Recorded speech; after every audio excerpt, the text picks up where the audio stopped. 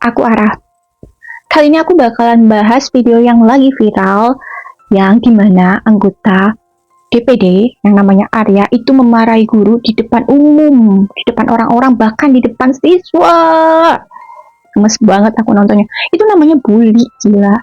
Jadi aku sebagai guru ini ya, sudah ya baru 5 tahun memang, tapi tidak pernah tuh yang namanya mengambil siswa, terus bukan mengambil ya, membawa siswa ditaruh di depan umum, terus aku marahin seperti itu habis-habisan. Gak boleh kalau Pak Arya itu kan gak boleh, kamu gak boleh melindungi guru gitu, gak ada yang melindungi gitu.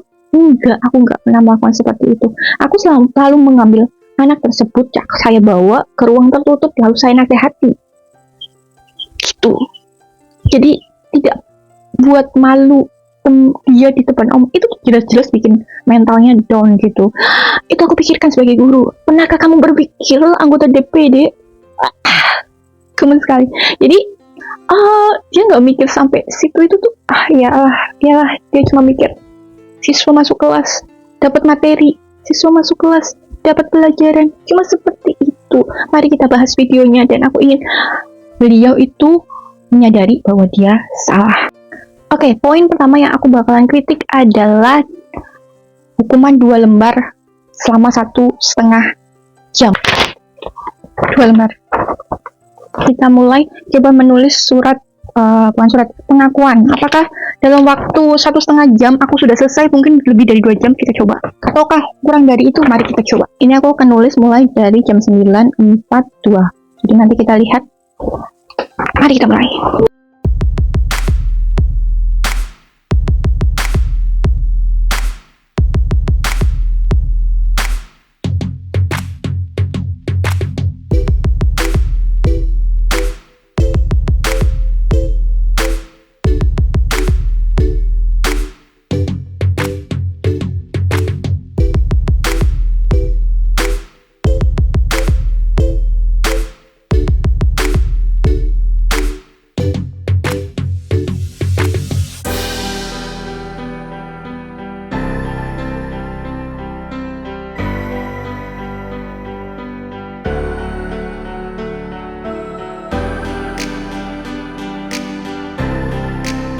Jadi ini waktunya aku nulis 28 menit aja. Jadi teman-teman, Bapak Arya terutama, ini saya itu nulis selama 28 menit. Mungkin bisa lebih kalau misalnya kekuatannya pelan-pelan.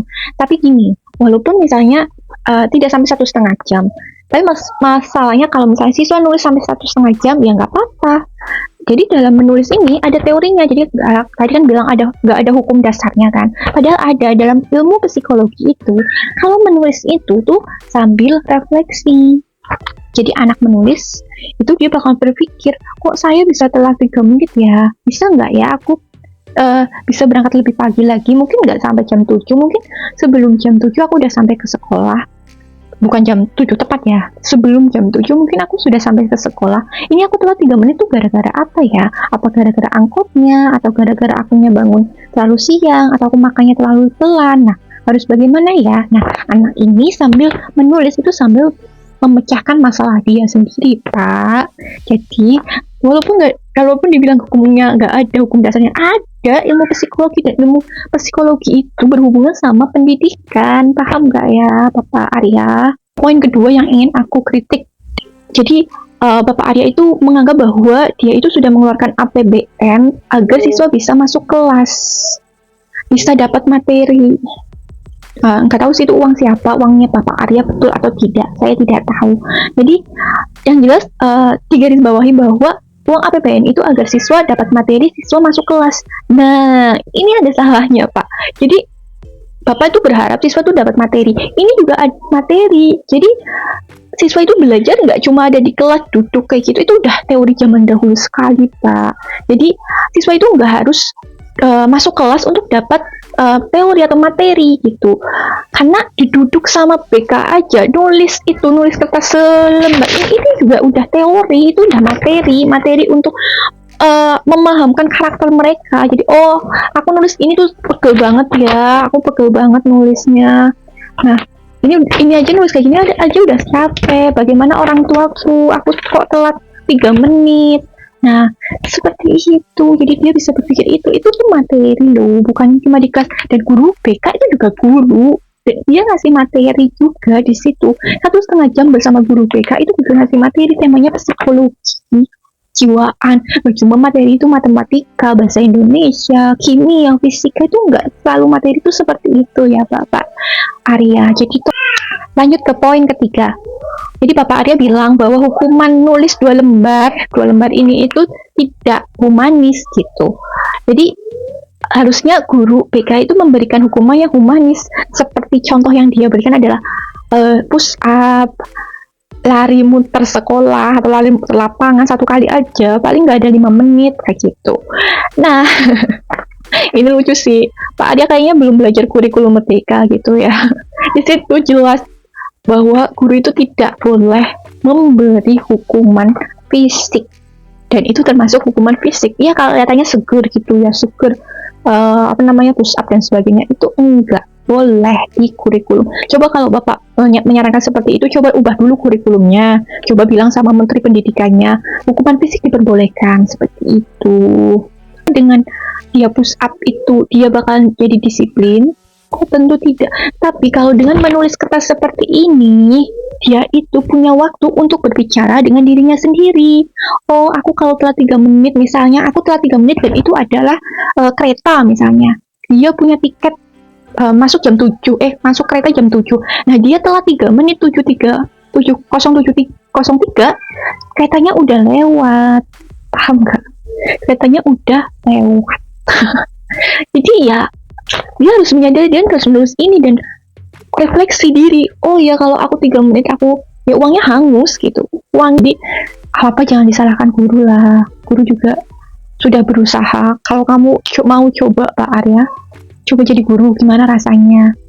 Lihat anaknya orang diurusin kita berusaha terbaik untuk mereka, tapi masih disalahin, malah dibully di depan orang-orang banyak, di depan siswa. Itu jujur memalukan banget. Sebagai penutup, ya adalah kata-kata terakhir yang menyakitkan bagi saya dan guru-guru lain, apalagi ibu yang ada di berdiri yang dimarah-marahin itu, adalah kata-kata bahwa ya besok kalian datang ke kantor saya pengen tahu alasannya kenapa kalian melakukan seperti itu, menyuruh siswa menulis 2 lembar. Kalau bisa nanti di depan aparat hukum. Wow, jadi dengan garis bawah kata-kata itu jelas bahwa Bapak Arya itu tidak tahu alasan dari guru bukan menghukum sebenarnya, memberi kalau bahasanya, memberi nasihat lewat kertas itu gitu.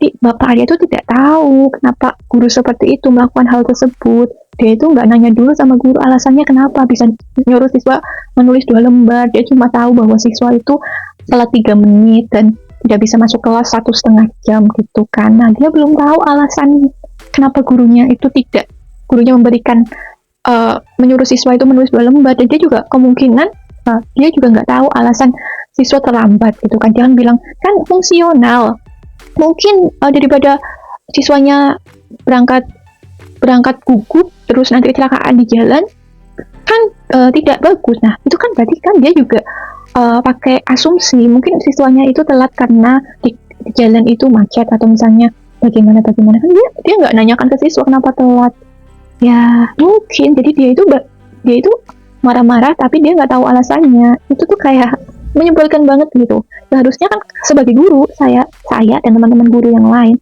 pasti bakal nanya dulu siswa itu salah apa, telat atau tidak mengerjakan tugas atau apapun tuh alasannya kenapa. Jadi dari alasan itu kita bakalan tahu, oh aku harus bagaimana ya menghadapi siswa ini harus diapain ya gitu.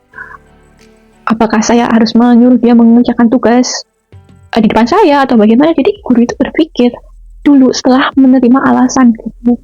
Saya berharap Pak Arya dengan legowo minta maaf kepada guru yang Bapak marahin itu, Bapak bully di depan orang-orang banyak.